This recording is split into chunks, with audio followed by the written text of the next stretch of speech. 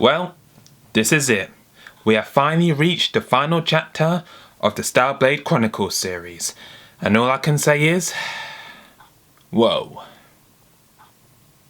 Oh, whoa, whoa, whoa, whoa.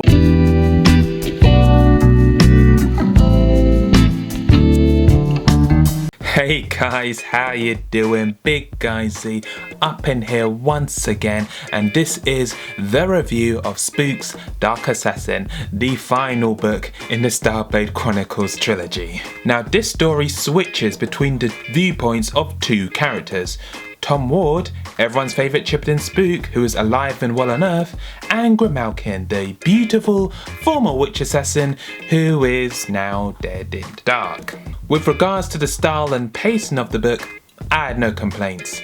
Dark Assassin is just like the previous books and the Warstone Chronicles. It's a real page turner. You really feel like you're right in the thick of it with all the other main characters. I also like how the author Joseph Delaney refers back to previous books when an old character shows up, or when Tom Ward visits an old place that was in a previous book. Many times as I was reading Dark Assassin, I was like, oh yeah. Okay, that's about as far as we go with the non-spoilers.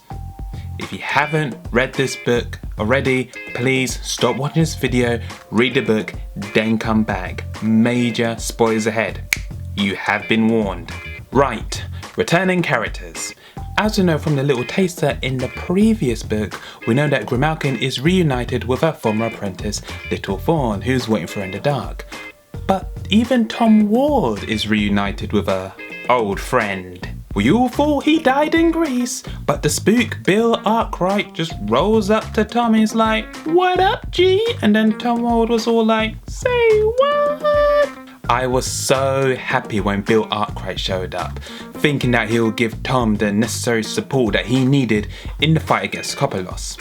Heck, he even trained Tom's apprentice Jenny for a little bit. But there was one little problem. It wasn't Bill Arkwright. It was just some being created by the Coppolos mages called a Tulpa, whose only goal was to steal the Starblade from Tom.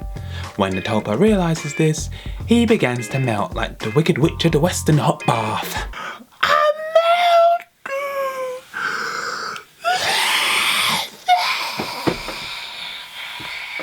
I don't know about you guys, but I was gutted when that happened. Bill could have been a key figure in defeating the Coppolos, but well.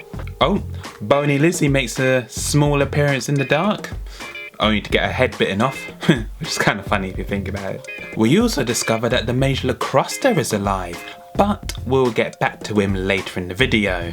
I think my favourite moment in the book was when Grimalkin first reminded me that she was a grade A badass. Alright, so check this, right?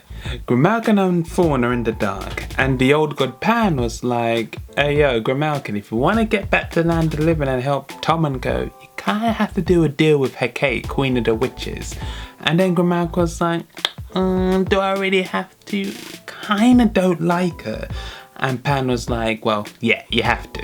So Grimalkin and Fawn roll up to Hecate, and Grimalkin was like, "Yeah, Hecate, I don't really like you and all, but a little birdie tells me that you've got the power to bring me back to Earth."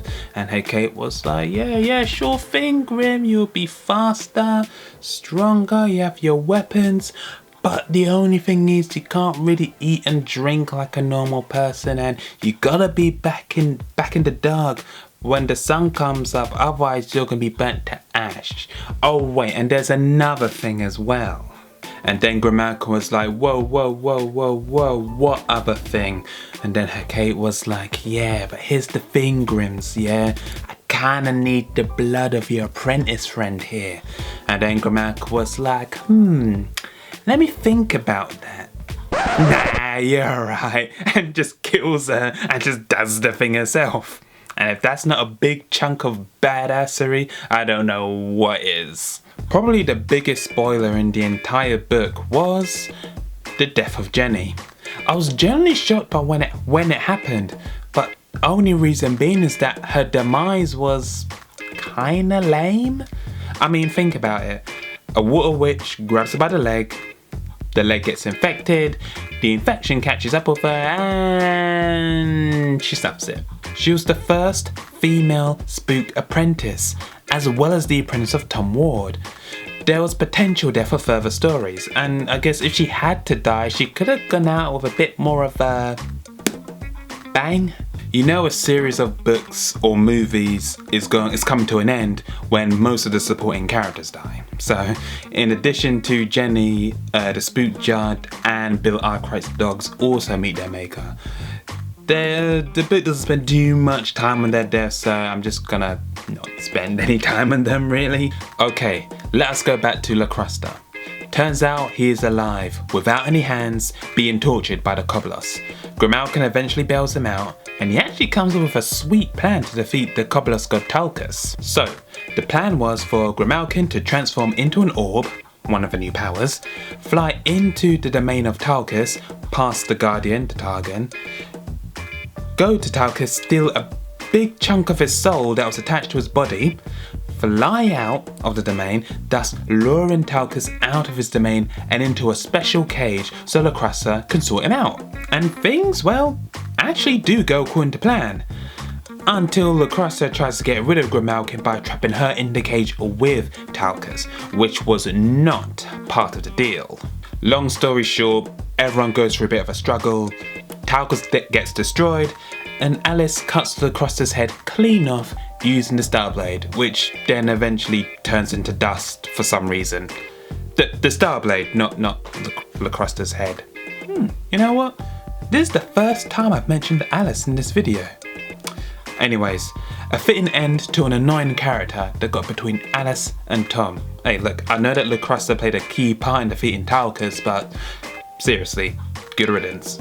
I guess I cannot end this review without mentioning the dark assassin twist at the very end of the book.